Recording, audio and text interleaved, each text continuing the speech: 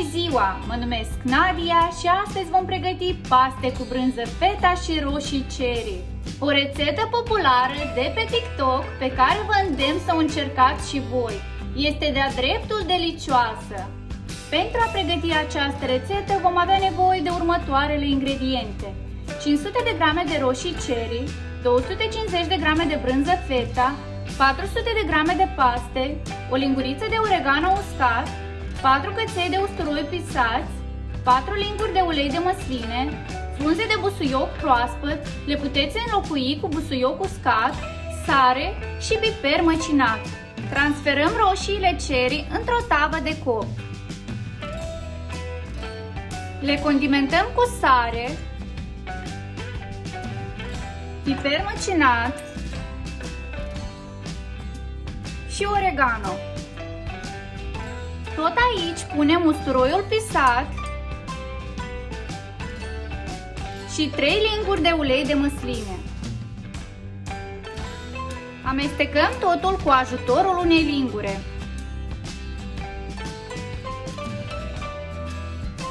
În mijlocul tavei facem loc și aranjăm brânza feta. Deasupra brânzei feta turnăm o lingură de ulei de măsline. Ducem tava la cuptorul preîncălzit la 200 de grade pentru 30 de minute. Punem o cratiță cu apă la fiert în care adăugăm un pic de sare. Am scos roșiile și brânza din cuptor. Strivim totul cu ajutorul unei lingure. Și amestecăm. Tot aici adăugăm frunzele proaspete de busuioc. Și amestecăm din nou.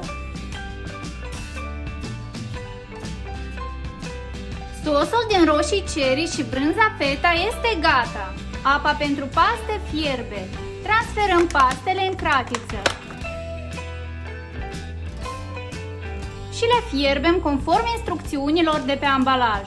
Pastele sunt gata. Le-am scurs de apă și le adăugăm în sos. Amestecăm pastele cu sosul.